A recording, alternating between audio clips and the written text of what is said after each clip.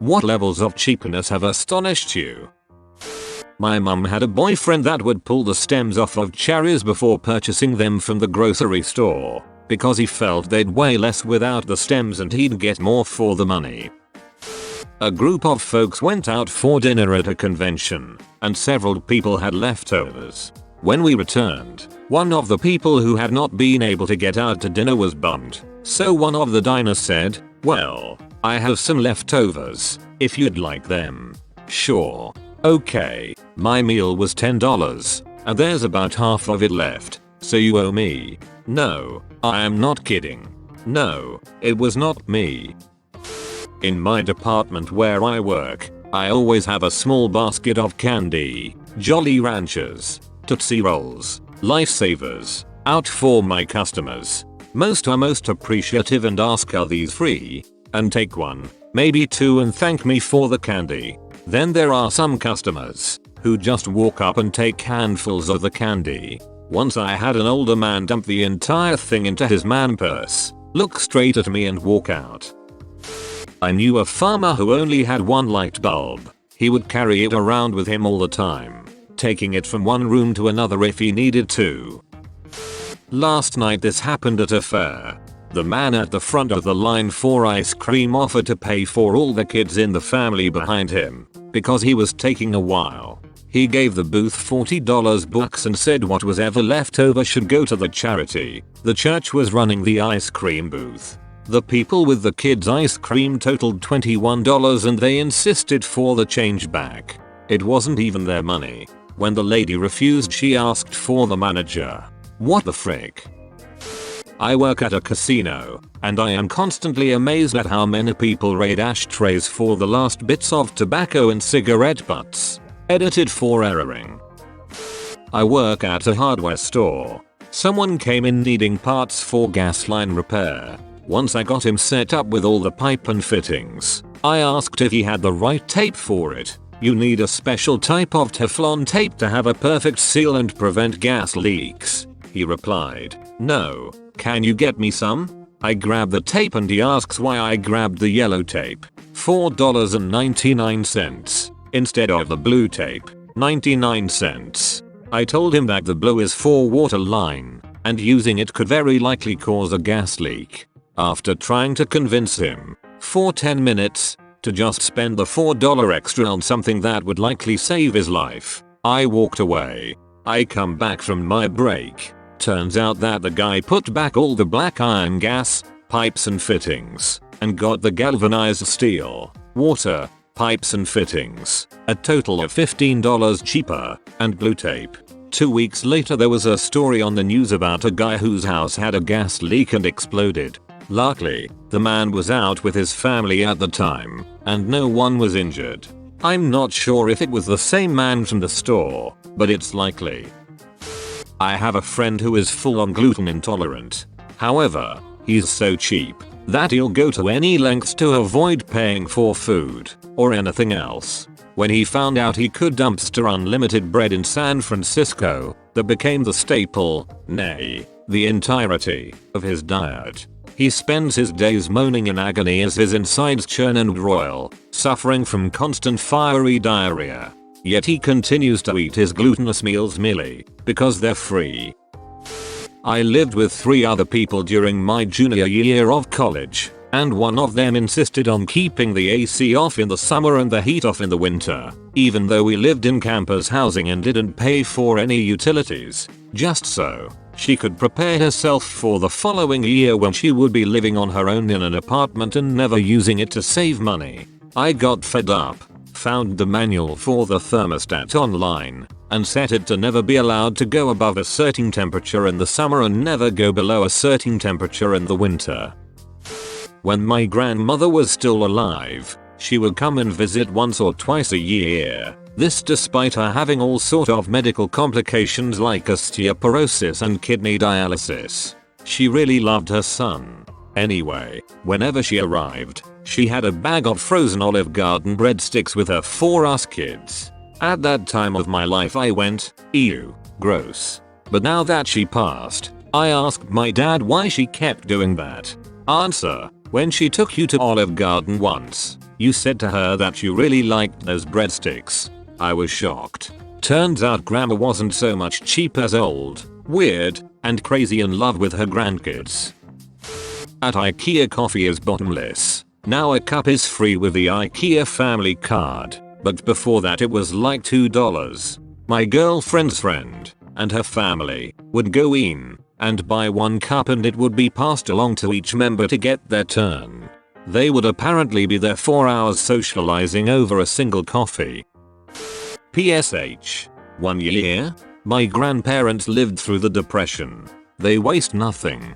Their freezer is a menagerie of ancient treasures. Last year we ate Thanksgiving at their house. My mum did all the cooking, but my grandma contributed a couple of desserts. One was a marshmallow jello sort of thing with pistachios. When we got done eating, she proudly declared that it had been sitting in the freezer since 1996. She was afraid we'd find out and would waste it by not eating it. Weird thing is it was still tasty as hell.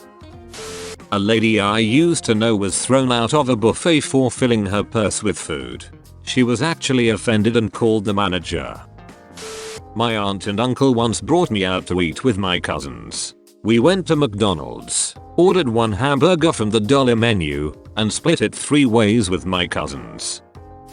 I had a bunch of cheap Bic pens when I worked as a server at Applebee's.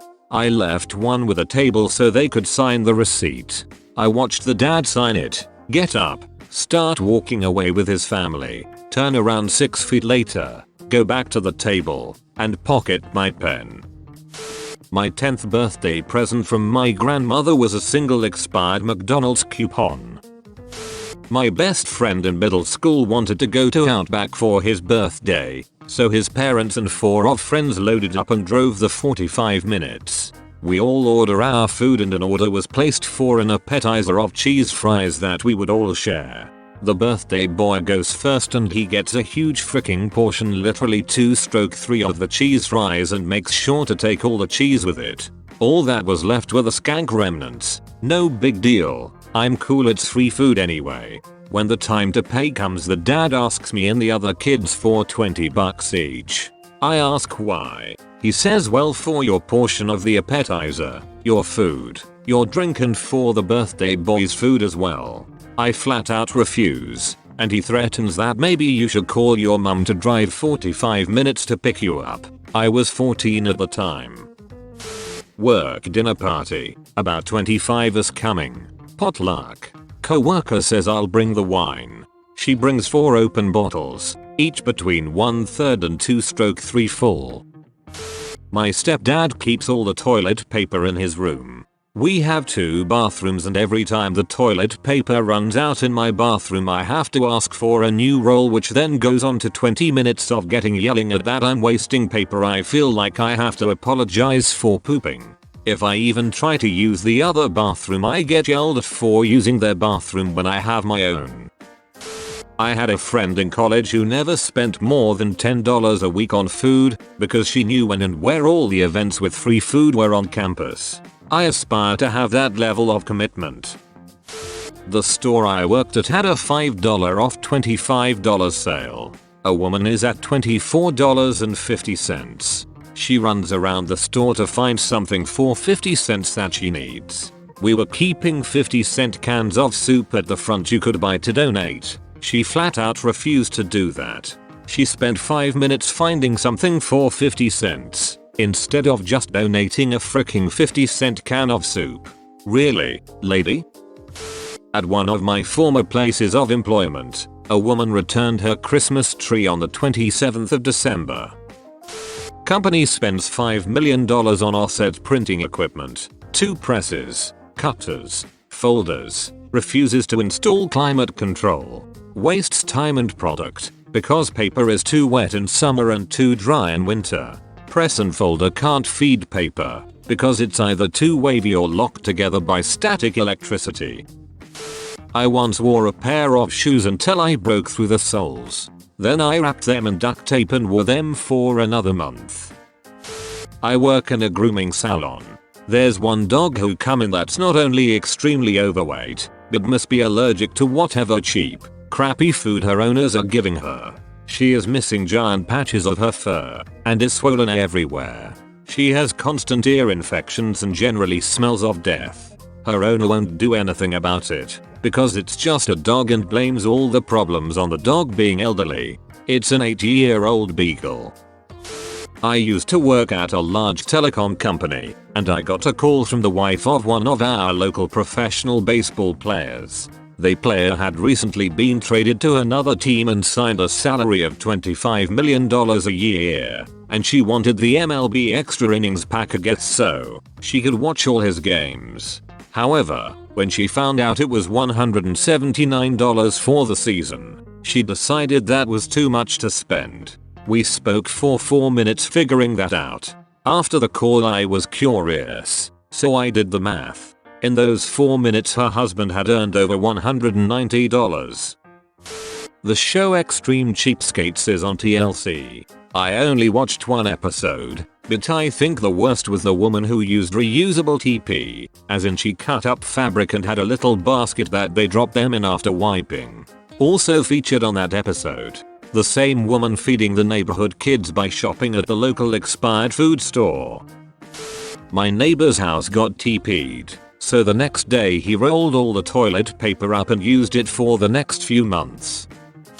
My economics teacher in high school once told us that he adopted 2 Chinese girls instead of having his own kids because statistically, Asian girls eat less, so he would be saving a lot of money in the long run. I believe his exact quote was, "When we go to McDonald's, they can split one hamburger, and it's still better than the gristle they were eating in China." What a deal. This didn't strike me as being quite so racist until some time later. It's not really cheapness, but I once tackled my friend to the ground for a penny I found.